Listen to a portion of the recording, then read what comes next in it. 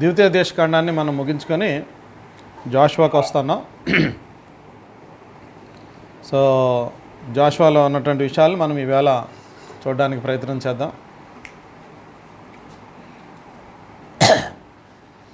Jashuva book పేరు యెహోవా saves, యెహోవా రక్షించువాడు అని అర్థం మాట. యెహోవా రక్షించువాడు అని అర్థం. ప్రాముఖ్యంగా మనము దీంట్లో చూసే విషయాలు ఏంటంటే, ద్వితీయోపదేశకాండంలో మోషే చనిపోయినట్టుగా మనం చూసాము. ఇప్పుడు ఇక్కడ జాషువా పుస్తకంలో సెకండ్ లైన్ లీడర్, అంటే మోషే తర్వాత ఉన్నటువంటి నాయకుడి గురించిన విషయాలు, ఆయన ఏ రీతిగా కానానుకి ప్రజల్ని తీసుకొని వెళ్ళాడో మనం చూస్తాం. ద్వితీయోపదేశకాండం దగ్గర మోషే కానీ ప్రజలు కానీ యోర్దాను నది కంటే ముందు ఆగిపోయినట్టుగా మనం చూస్తాం. మోయాబు మన్యం దగ్గర ఆగిపోయినట్టుగా మనం చూస్తాము. ఇక్కడేమో వారు జాషువా యొక్క లీడర్షిప్ తీసుకొని వారిని కానాన్లోకి యోర్దాను నది దాటించుకొని తీసుకొని వెళ్ళి అక్కడ ఉన్నటువంటి విషయాలు మనం ఇక్కడ చూడబోతున్నాం. ప్రాముఖ్యమైన విషయాలు మనం చూసుకొని ప్రార్థనలోకి వెళ్దాం. యెహోవా రక్షించువాడు, జాషువాకి యెహోవా రక్షించువాడు అని అర్థం మాట దీనికి పేరు.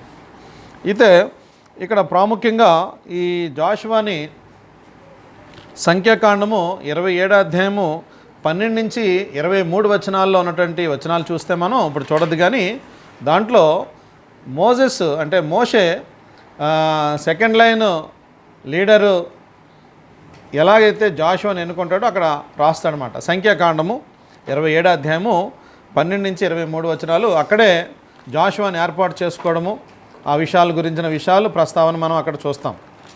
సో ఇక్కడ మనము ప్రాముఖ్యంగా ఇంకా చూసే విషయాలు మనం వెళ్ళి ఏంటంటే ఆదరు ఎవరు అంటే జాషువా అనే ఎక్కువ రెఫరెన్సెస్ కానీ మనము ఎక్కువ ఉన్న ఐ విట్నెస్ ఆయనే ఉన్నాడు అక్కడ ఆ టైంలో.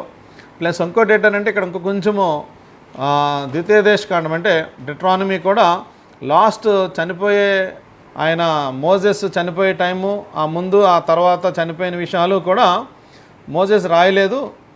చనిపోయిన విషయం ఎలా రాస్తాడు ఆయన రాసుకోడు కదా. అందుకని జాషువాయే రాశాడు.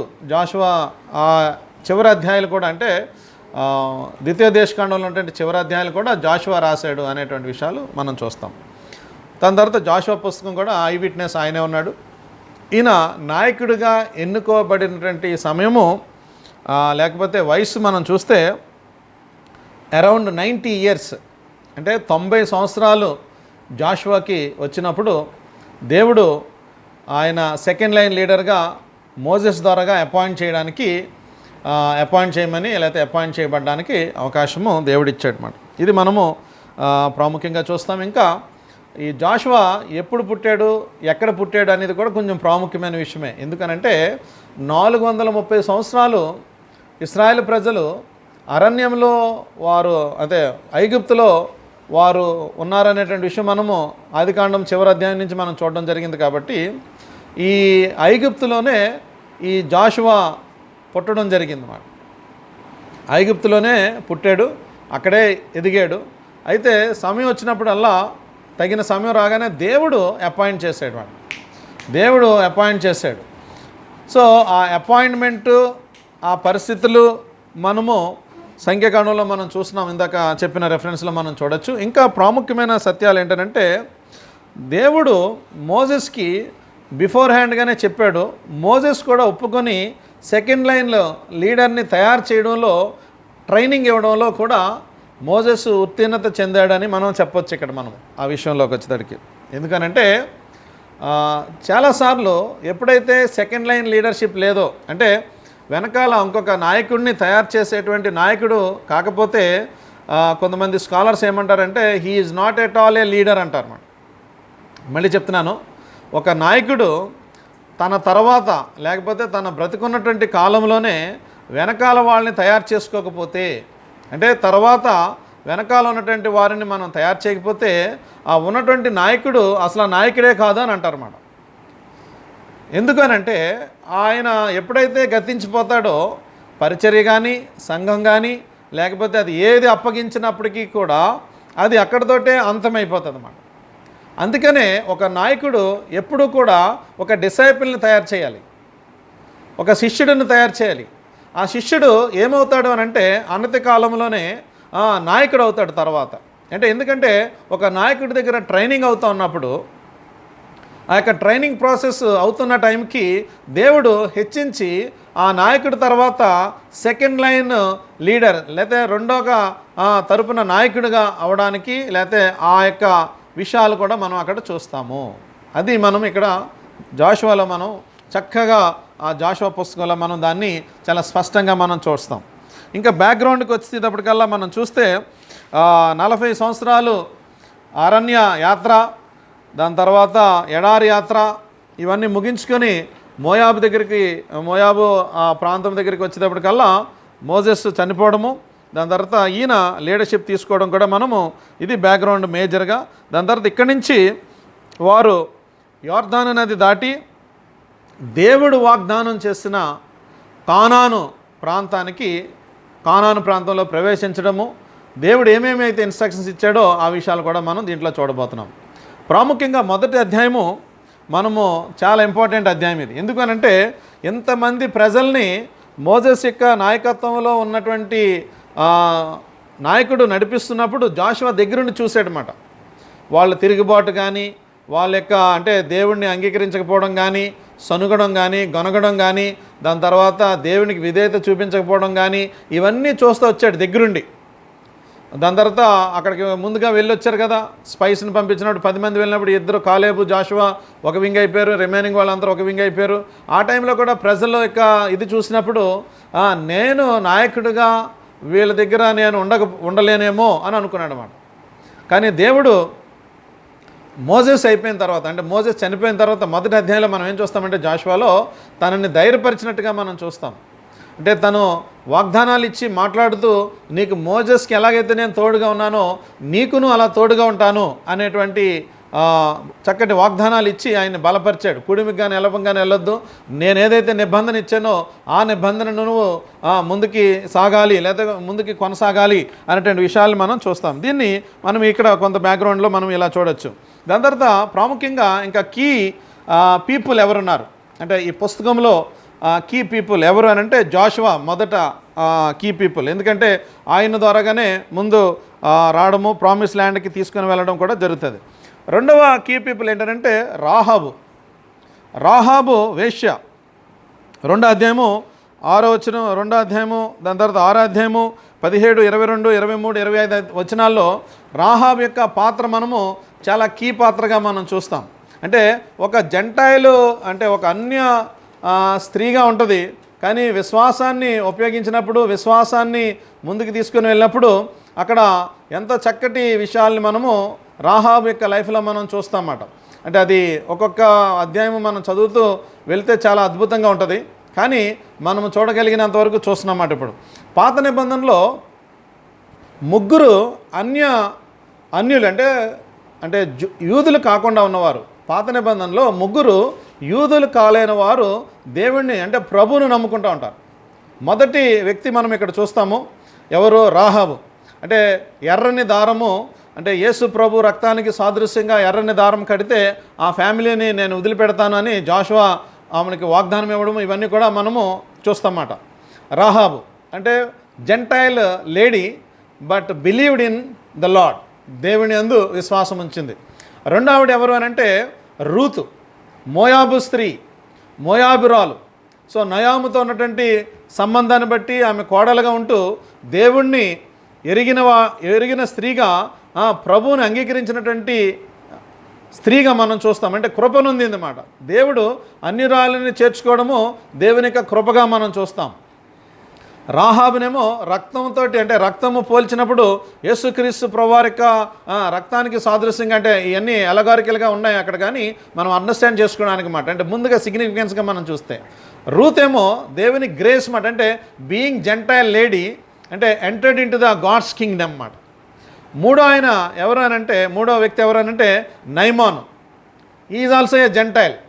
నయమాను 7 సార్లు మునగడం వల్ల, అంటే బై ఫెయిత్ మాట, అంటే ప్రవక్త చెప్పినటువంటి మాటని లోబడి 7 టైమ్స్ ఎప్పుడైతే నదిలో డిప్ చేశాడో అప్పుడు సంపూర్ణమైనటువంటి స్వస్థత పొందిన విశ్వాసం ఉంచిన వాడిగా మనం చూస్తాం.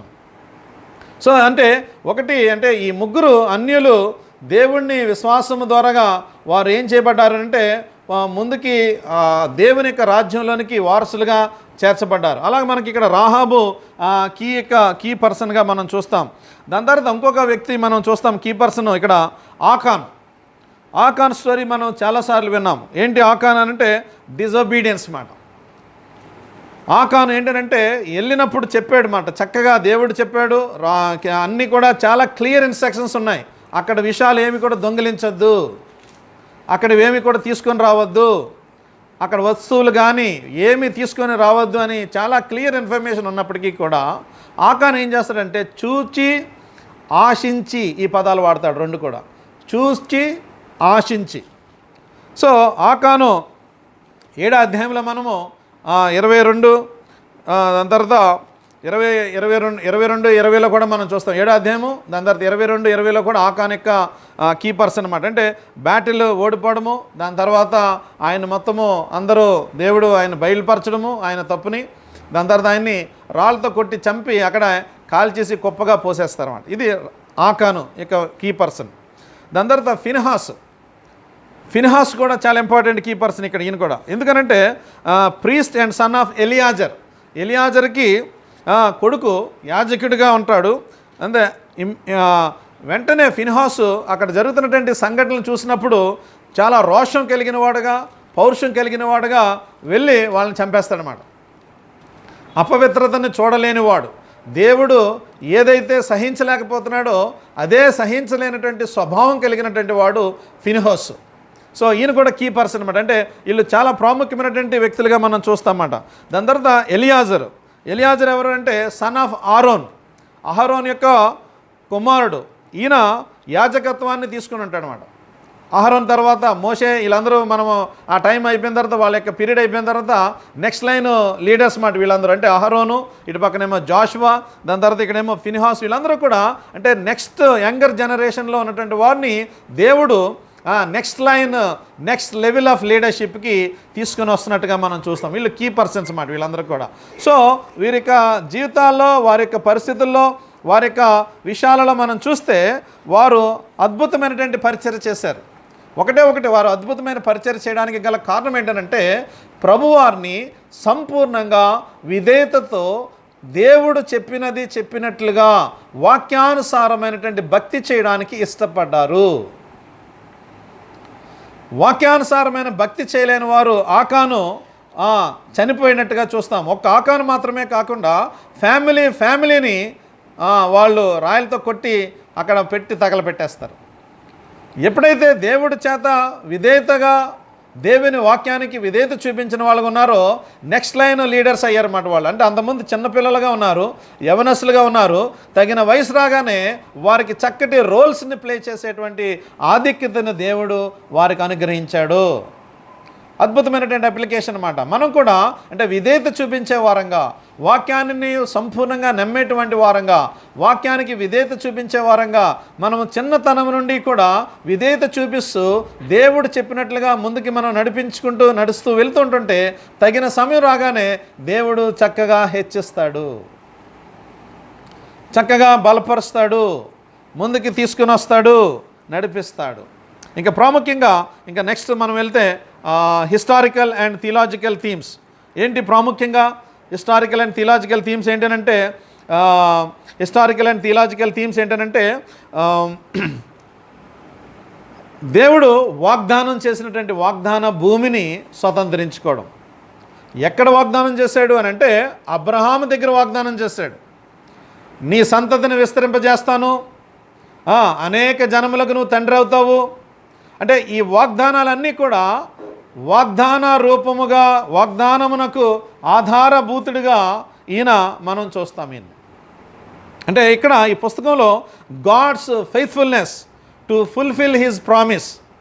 దేవుడు వాగ్దానం చేస్తే ఆ వాగ్దానాన్ని నెరవేర్చిన దేవుడిగా మనం చూస్తాము. అది మనకి థియలాజికల్ అండ్ హిస్టారికల్ బ్యాక్గ్రౌండ్ తోటి మనం చూస్తాం ఇక్కడ. దాని తర్వాత ఇంకా కొన్ని విషయాలు ఉన్నాయి. ఏంటంటే స్పెషల్ అలాట్మెంట్, అంటే దేవుడు ఏదైతే ఇచ్చాడో ఆ భూభాగాలన్నీ కూడా వాళ్ళని స్వతంత్రించుకునేటట్టుగా, ఆ భాగాలని స్వతంత్రించుకునేటట్టుగా చేశాడు. నడిపించబడ్డ ఆ యొక్క ప్రాంతాలకు వెళ్ళిన తర్వాత వాళ్ళు అక్కడ ఒక్కొక్క భాగము ఒక్కొక్క ట్రైబ్కి ఆ ప్రాంతాలన్నీ కూడా 12 ట్రైబ్స్కి 12 భాగాలుగా విడదీసినట్టుగా కూడా మనము దీంట్లో, అంటే ఈ థీమ్స్ మనం చూడొచ్చు దీంట్లో.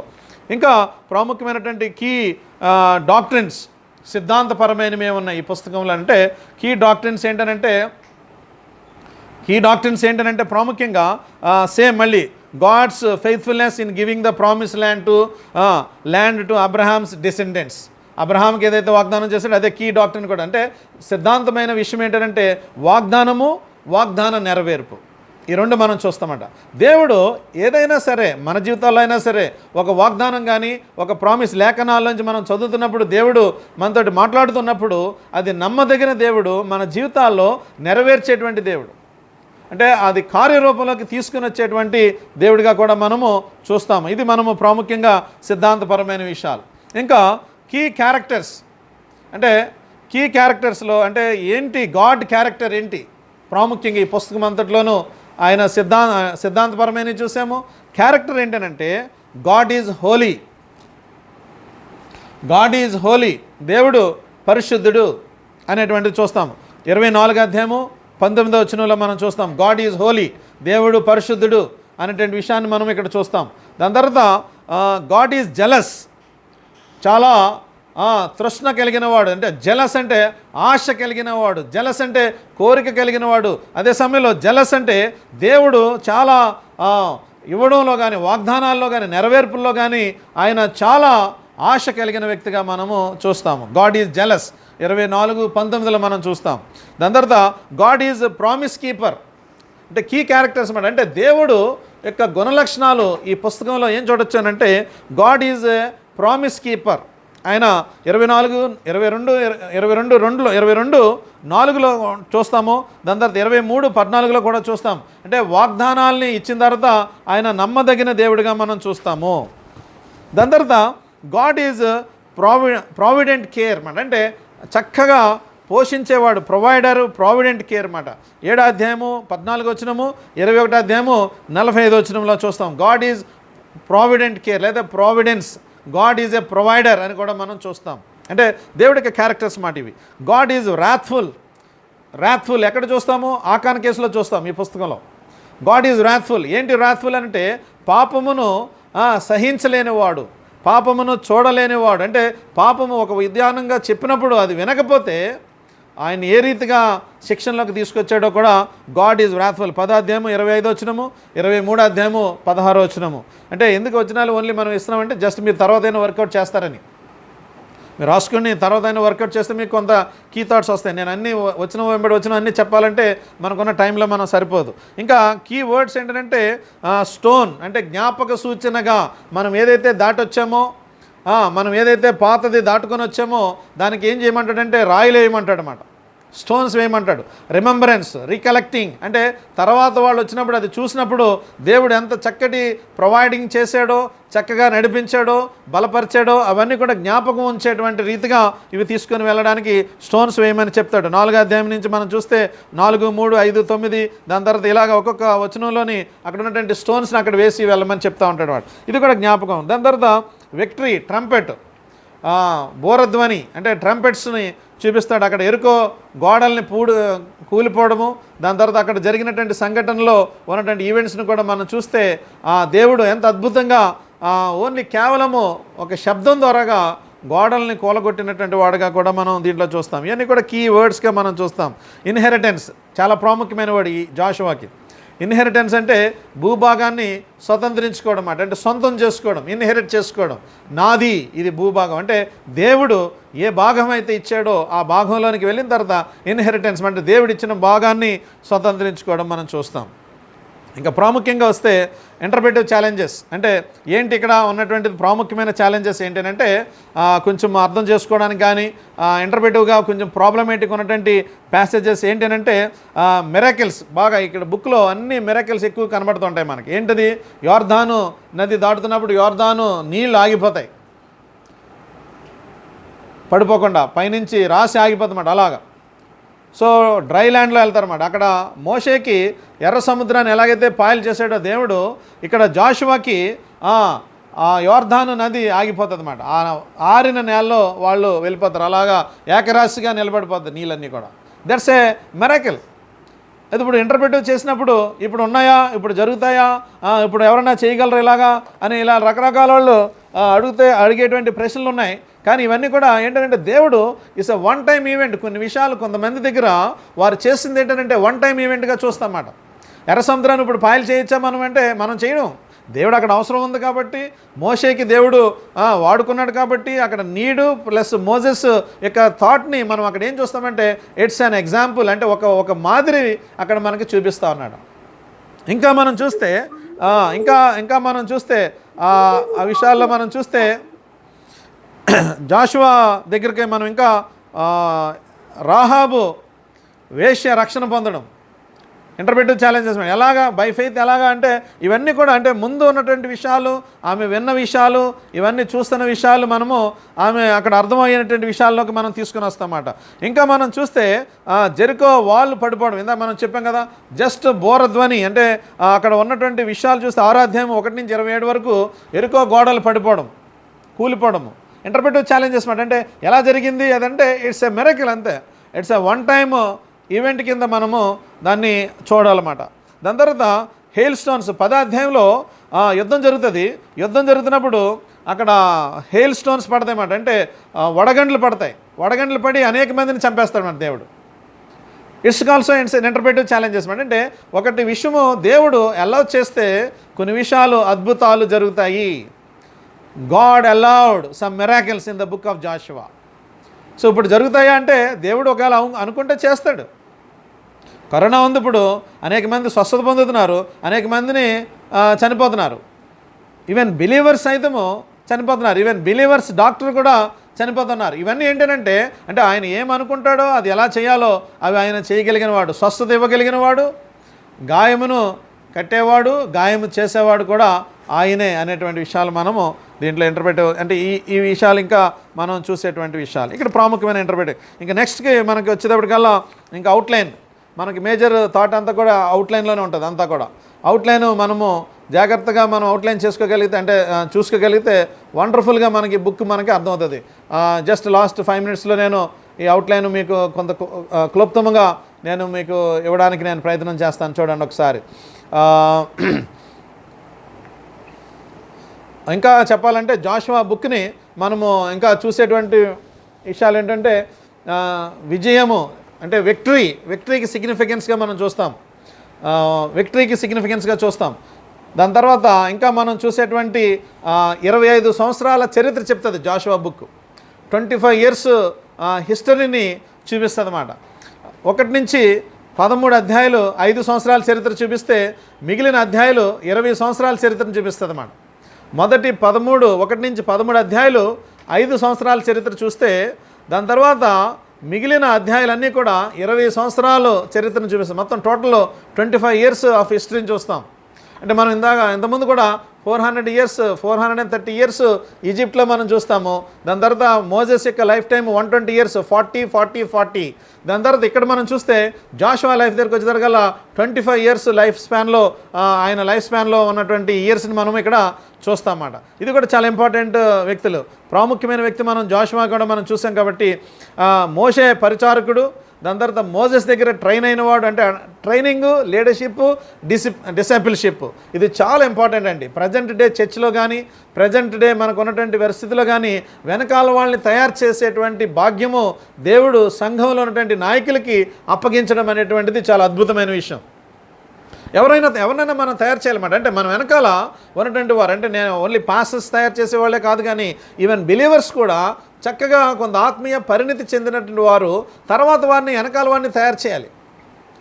తర్వాత తక్కువ స్థాయిలో ఉన్నవారు, అంటే ఇప్పుడే రక్షించబడిన వారు, దాని తర్వాత ఇప్పుడే ప్రభువుని తెలుసుకుంటున్న వారు వెనకాల వాళ్ళని కూర్చొని ఎంకరేజ్ చేస్తూ ఉండాలన్నమాట. వాళ్ళకి ఫోన్ చేసి మాట్లాడుతూ బలపరిచి వాళ్ళు ఎక్కడున్నారు, ఎలా ఉన్నారు, స్పిరిచువల్గా ఎలా ఉన్నారు, ఈ విషయాల్లో ప్రాబ్లమ్స్ ఏమైనా అంటే ఎంకరేజింగ్ ఎప్పుడైతే ఉంటుందో నాయకులుగా తయారవడానికి వారికి అవకాశం వస్తుంది. ఇది ఛాలెంజింగ్ మాట మనందరికీ కూడా. జాషువా బుక్ నుంచి మనం తీసుకోవాల్సినటువంటి ఛాలెంజ్ ఏంటంటే నెక్స్ట్ లైన్ లీడర్ని తయారు చేసేటువంటి వాళ్ళగా ఉన్నామా.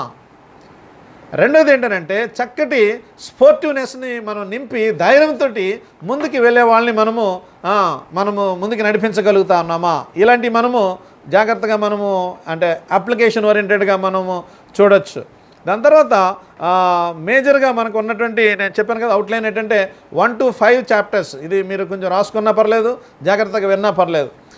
1 to 5 చాప్టర్స్ ఏంటంటే దాటుట, అంటే యోర్దాను నదిని దాటడం. దాని తర్వాత యోర్దాను నది దాటి కానాన్లోకి ప్రవేశం అన్నమాట. ఇది ఫస్ట్ 5 చాప్టర్స్లో మనం చాలా క్లియర్గా చూస్తాం అన్నమాట. దానికి సంబంధించిన సిద్ధపాటు, ప్రేయరు, 3 రోజులు వాళ్ళు ఉపవాసం ఉండి ప్రార్థన చేసి వాళ్ళు ముందుకు వెళ్తున్నట్టుగా, వాళ్ళు చెక్ చేసుకున్నట్టుగా, అన్హోలీనెస్ ఏమైనా ఉంటే, మీరు అపరిశుద్ధత ఏదైనా ఉంటే రేపటి దినానికి మీరు పరిశుద్ధులుగా చేయబడండి, పరిశుద్ధులుగా చేసుకోండి అంటే మిమ్మల్ని మీరు సరి చేసుకోండి అని దేవుడు ఇస్తూ ఉంటాడు అన్నమాట. మొదటి 5 అధ్యాయాల్లో దీన్ని చూస్తాం, దాటుట. రెండోది ఏంటంటే 6 నుంచి 12 అధ్యాయాల్లో మనం చూస్తే దాడి చేయటం అంటే ఏంటంటే కాంకరింగ్ ద ల్యాండ్. కాంకరింగ్ మాట అంటే entering in to the land. ఫస్ట్ది మనం చూస్తే 1 to 5 చాప్టర్స్లో యోర్దాను అనేది దాటడం, entering in to the land. సెకండ్దేమో కాంకరింగ్ ద ల్యాండ్, అంటే అక్కడ ఉన్నటువంటి కానానీయుల్ని ఏం చేయమని చెప్తాడంటే దేవుడు వారందరినీ కూడా చెల్లగొట్టమంటాడు, అంటే వాళ్ళందరినీ హతమార్చమంటాడు అన్నమాట. దాడి చేయమంటాడు, అంటే యుద్ధం చేయమంటాడు, వాళ్ళని హతమార్చేయండి, అక్కడ ఎవరు ఉండకూడదు, మీరు వెళ్ళేటువంటి ప్రాంతంలో కనానీయులు ఎవరు ఉండడానికి వీల్లేదు, మీకు ఇచ్చిన వాగ్దానం చేసిన భూమి మీరు మాత్రమే ఉండాలి అని అంటే అక్కడ కొంచెం మిస్టేక్ కూడా జరుగుతుంది. ఏంటంటే అందరినీ హతమార్చరు, వీళ్ళు అందరినీ హతమార్చరు, అంటే అందరినీ హతమార్చకుండా కొంతమందితో ఉండిపోతారన్నమాట. ఉండిపోగానే వీళ్ళు మళ్ళీ ఏం చేస్తారంటే తర్వాత వచ్చే టైంకి ఎవరైతే మిగిలిపోయారో వాళ్ళు మళ్ళీ వీళ్ళకి మేకే కూర్చుంటారు అన్నమాట. అందుకనే దేవుడు వాగ్దానము, దేవుడి యొక్క వాక్యాన్ని సంపూర్ణంగా మనము లోబడుతూ విధేయత చూపిస్తూ ముందుకు వెళ్ళాలి అనేటువంటిది ఎందుకు మనం పలుసార్లు చెప్పబడుతుంది అనంటే కొంచెము కూడా డిజోబీడియన్స్ ఉంటే అది డిజోబీడియన్సే. కొంచెమే కదా బ్రదర్ అని అంటాం మనం చాలాసార్లు, కొంచెమే కదా ఇదొక్కటే బ్రదర్ అంటాం, లేదంటే ఇదొక్క చిన్నదే కదా బ్రదర్ అంటాం. కానీ కొన్నిసార్లు దేవుడికి ఆ చిన్నది కూడా చాలా ప్రమాదకరంగా మనకి మారేటువంటి అవకాశాలు ఉంటాయి. దేవుడు దాన్ని ప్రమాదకరంగా మారిపోయేటువంటి పరిస్థితిలోకి తీసుకుని వస్తాడు కొన్నిసార్లు. ఇది రెండోది అవుట్లైన్లో 1 నుంచి 5 వచనాలు దాటడం, entering in to the land. దాని తర్వాత 6 నుంచి 12 వరకు చూస్తే కాంకరింగ్ ద ల్యాండ్, దాడి చేయడం. దాని తర్వాత 13 నుంచి 22 వరకు చూస్తే దక్కించుకున్నట, ఇన్హెరిటెన్స్ అని చెప్పాను కదా, కాంకరింగ్. దాని తర్వాత ఇన్హెరిటెన్స్ అన్నమాట, అంటే యుద్ధం చేసి దక్కించుకుంటారు అన్నమాట. కొంతమందిని విడిచిపెట్టినప్పటికీ కూడా హోల్ ల్యాండ్ అంతా కూడా వీళ్ళ చేతిలోకి వస్తుందన్నమాట. అంటే దక్కించుకోవడం అంటే ఇన్హెరిటెన్స్ మాట. ఇందాక అదే చెప్పానమాట మీకు, అంటే నాకు స్వాస్యంగా దేవుడు ఇచ్చినటువంటి భూభాగాన్ని సంబంధించుకోవడం. దాని తర్వాత 23 నుంచి 24 2 అధ్యాయాల్లో కూడా మనం చూస్తాము ముగింపు సందేశం మాట. అంటే జాషువా ఎలాగైతే మోజెస్ ద్వితీయోపదేశకాండంలో క్లోజింగ్ సెరమనీ చెప్పాడో అలాగా ఇక్కడ కూడా ముగింపు సందేశము ఇస్తాడనమాట జాషువా కూడా. ఆ ముగింపు సందేశంలో ఒక అద్భుతమైనటువంటి మాట వాడతాడు. ఏంటి మాట వాడతాడంటే, మీరు ఎవరిని సేవిస్తారో సేవించండి, నేను నా ఇంటి వారు యెహోవానే సేవిస్తాము. చూడండి, అంటే మొదటి అధ్యాయం నుంచి చివరి అధ్యాయం దగ్గర వచ్చేటప్పటికల్లా ఎంత భూభాగాన్ని దగ్గరికి వెళ్ళడము, దక్కించుకోవడము, దాడి చేయడము, దాని తర్వాత ఇవన్నీ కూడా ఇవన్నీ చూసిన తర్వాత కూడా ప్రజలు ఇంకా still they want to follow the ఐడలేటర్.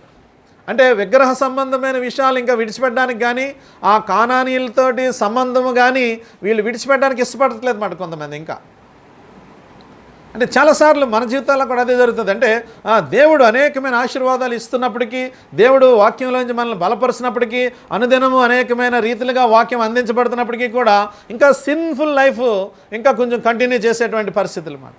ఇంకా పాపాన్ని మొగ్గు చూపించేటువంటి పరిస్థితులు, పాపంలో కొనసాగేటువంటి పరిస్థితులు, పాపం మీద ఆశ కలిగినటువంటి పరిస్థితులు. అపవిత్రమైన విషయాల మీద ఇంకా మనస్సు కోల్పోలేని పోగొట్టుకోలేనటువంటి సందర్భాలు కూడా మనము మన జీవితాల్లో చూస్తూ ఉంటాం. ఈ దినాలు అదే నాకు బాగా గుర్తొస్తున్న విషయాలు ఏంటంటే, ఫస్ట్ వారము అంతా కూడా కొంచెము అయోమయంగా జరిగింది మన జీవితాల్లో. మీకు కూడా తెలుసు, లాక్డౌన్ స్టార్ట్ చేసిన వెంటనే ఫస్ట్ వారం అంతా కూడా ఏంటి ఏంటి ఏంటి అని క్వశ్చన్స్ వేసుకుంటూ ఉన్నాం. ఎలాగా అనుకుంటా, ఏం చేయాలి అబ్బా ఈ కరోనా ఏంటి ఇంత వ్యాప్తి చెందింది అనుకుంటా లాక్డౌన్ స్టార్ట్ అయినప్పటి నుంచి ఏంటి అని మొదలుపెట్టాం. ఇప్పుడు చూస్తేనేమో టైం మిగలట్లేదు అసలు. ఏదోటి ఇంకా ఆ జూము ఆ ఫేస్బుక్, ప్రతి ఒక్కడూ ఫేస్బుక్లోకి రావడమే. నేను చూస్తున్నాను, ఆడు ఏం చెప్తున్నాడు కూడా ఆడికి అర్థం అవ్వట్లేదు.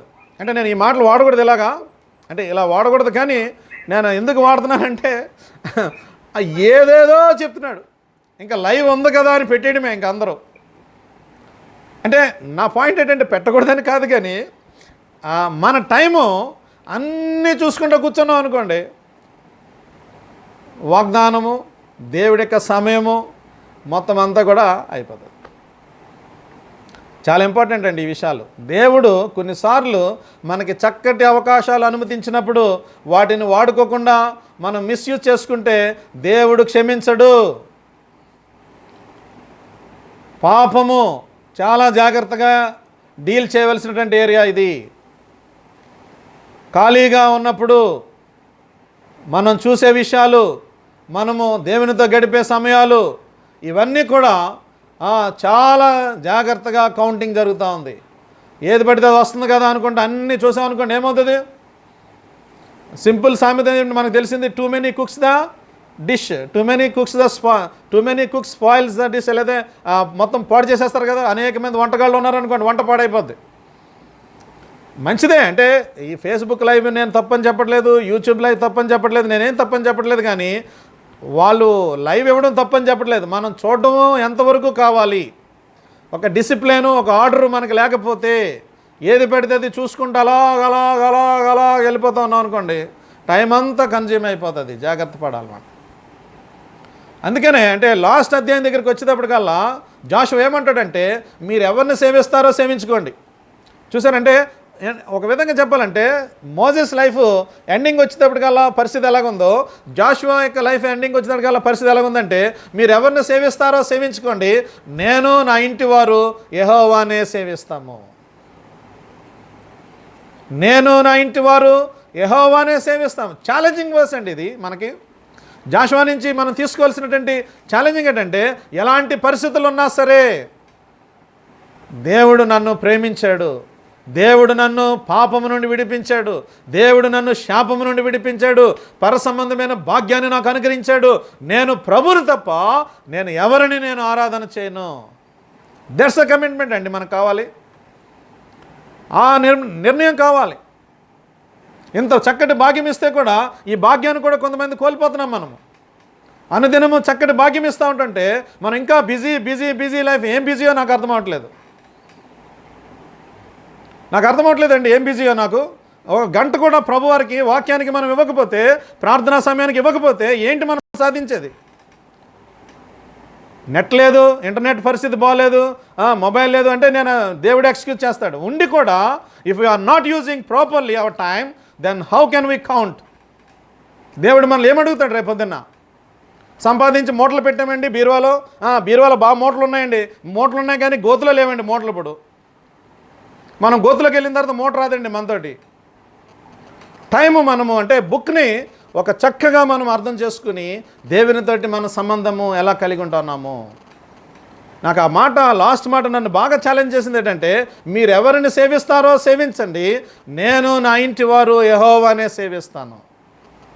ఏ పరిస్థితి అయినా సరే నా ప్రభువుని నేను విడిచిపెట్టను. అదే అండి కమిట్మెంట్, జాషువా కమిట్మెంట్. చక్కగా అంటే ఆ బుక్ ముగింపు దగ్గరికి వచ్చేటప్పటికల్లా చక్కటి విషయాల్ని తీసుకొని వచ్చి ముగిస్తూ ఉన్నాడు అన్నమాట. అందుకనే నేను మళ్ళీ జ్ఞాపకం చేస్తున్నాను. అది ఒకటి, what is the final goal of, అది లాస్ట్ టైం నేను మా జాన్కి చెప్తా ఉన్నాను. యాక్చువల్గా నోట్లో తిరుగుతుంది రావట్లేదు. అదేంటంటే మానవుడి యొక్క అల్టిమేట్ డెస్టినీ ఏంటంటే, అల్టిమేట్ ఏంటి థాట్ ఏంటంటే ఎంజాయింగ్ గాడ్ ఫర్ ఎవర్. అంటే మానవుడి యొక్క అల్టిమేట్ ఫైనల్ ఏంటి అని అంటే, మానవుడి యొక్క అల్టిమేట్ ఫైనల్ థాట్ ఏంటంటే ఎంజాయింగ్ గాడ్ ఫర్ ఎవర్. దేవుడితోటి శాశ్వత కాలము ప్రభుత్వం ఉండి ఎంజాయ్ చేయడం, ఇది మానవుడికి ఫైనల్ గోల్. మరి అయితే ఈ భూమి మీద ఏం చేయాలి అంటే, భూమి మీద ప్రభుకి మహిమకరంగా జీవించాలి అంతే. మనకివ్వబడిన వస్తువులు, మనకివ్వబడినటువంటి సంపద, మనకివ్వబడినటువంటి జాబు, మనకివ్వబడినటువంటి అన్ని ఆస్తి సంపద అన్నీ కూడా ప్రభు మహిమ కోసం మనం వాడుకోవాలి అంతే. ఈ జీవితం ఏముందంటే అయిపోతుంది. ఎంతమంది వెళ్ళిపోయారు మన ముందు? ప్రపంచ జనాభా లెక్కలో మనం చూస్తే ఎన్ని లక్షలు, 2 లక్షలు దాటిపోయారా ఇప్పుడు ఆల్రెడీ? అంటే ఆల్ ఓవర్ వరల్డ్ మనం చూస్తే డెడ్ కరోనా వైరస్లో చనిపోయిన వాళ్ళు మోర్ దెన్ అరౌండ్ 2 lakhs పైన ఉన్నట్టు ఉన్నారు. అంటే నేనేమంటే భయపెట్టడానికి నేను ఈ మాటలు చెప్పట్లేదు, కానీ ఒకసారి రీకలెక్ట్ చేసుకుందాము హౌ వీఆర్ యూజింగ్. జాషువా బుక్లో నుంచి మనం నేర్చుకోవాల్సింది ఏంటంటే, ఆకాను పాపము చేసినప్పుడు దేవుడు క్షమించలేదు. భయపెట్టడానికి ఈ మాటలు చెప్పట్లేదు, కానీ మనము ప్రభు దగ్గర ఎంత చక్కగా దీనులుగా మనము ఉన్నాము, ప్రభు వాక్యాన్ని మనం ఎంత చక్కగా ధ్యానం చేస్తున్నాము, ఈ విషయాలు మనము ప్రాముఖ్యంగా మనము జాషువాలో మనం చూస్తాం. 4 అవుట్లైన్లు ప్రాముఖ్యంగా 1 నుంచి 5 వచనాలు దాటుట, 6 నుంచి 12 దాడి చేయుట, 13 నుంచి 22 దక్కించుకొనుట, 23 నుంచి 24 చివరి మాటలు ముగింపు సందేశము జాషువా నుంచి మనం చూస్తాం. సో అంటే ఈ యోర్దాను నది దాటడము, కానానుని జయించి యుద్ధాలతోటి స్వాధీనపరచుకోవడము దేవుడు ఈ అధ్యాయంలో మనకి నేర్పించేటువంటి విషయాలు. దాని తర్వాత కాలేబు గురించి కూడా మనం దీంట్లో చూస్తాము.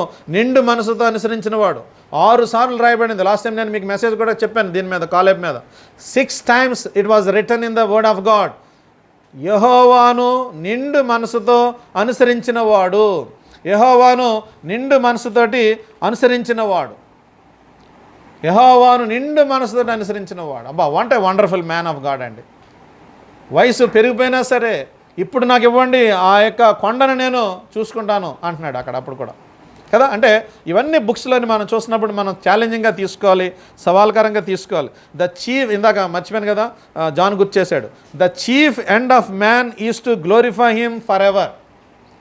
వాట్ ఈజ్ ద క్వశ్చన్ ఏంటంటే, what is the chief end of man?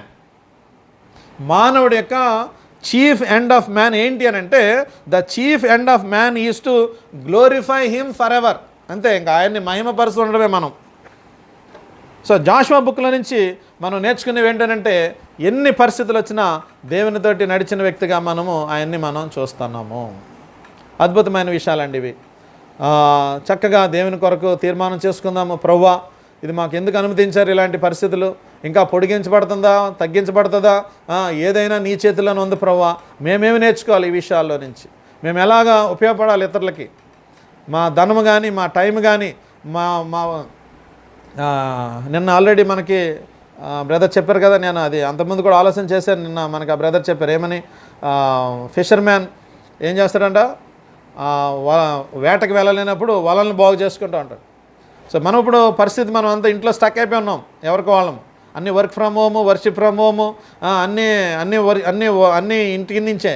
At the same time మనం కూడా మన నెట్స్ని బాగు చేసుకుంటూ, అంటే మనము నెట్స్ని బాగు చేసుకుంటూ చక్కగా మంచి తీర్మానంతో ప్రభు దగ్గరికి మనము రేపు అడిగినప్పుడు ఏం చేసేవని అడిగితే రైట్ ఆన్సర్ మన దగ్గర ఉండాలి. రైట్ ఆన్సర్ మన దగ్గర ఉండాలి. లేదు ప్రభు నేను పొద్దునుంచి సాయంత్రం వరకు వాట్సాప్ చూసాను అన్నాం అనుకోండి, అలాగా బాబు మంచిది అంటాడు అంతే. నాకు ఇంక వేరే పనే లేదయ్యా, వాట్సాపే మొత్తం పొద్దునుంచి వాట్సాపే చూస్తూ ఉన్నాను నేను. ఫేస్బుక్ లైవ్లు మాత్రం పొలవమంటూ చూశాను, ఉపయోగం ఉన్నా ఉపయోగం లేకపోయినా. జూమ్లో కూడా బోల్డ్ అని వస్తున్నాయి ఇప్పుడు, అన్నీ జూమ్లో ఎవరు పడితే వాళ్ళు చేస్తాను. అంటే ఎవరు పని వాళ్ళు చేసుకుంటారు. ఎవరిని నేను తప్పు పట్టలేదు, కానీ మనం ఎంతవరకు మనము ఉండాలి, ఇది మనము జాగ్రత్తగా జాషువా బుక్లో నుంచి మనం చూద్దాం. దేవుడు అట్టి సహాయము. చక్కటి నేను నా కుటుంబము, మీరు ఎవరిని సేవించినా నాకు తెలియదు, కానీ నేను నా కుటుంబము యెహోవానే నేను సేవిస్తాము అనేటువంటి తీర్మానం చేసుకొని ప్రభుని మనము జ్ఞాపకం చేసుకుందాం. దేవుడి కొద్ది మాటలు దీవించిన గాక. ప్రార్థన చేసుకుందాము దయచేసి.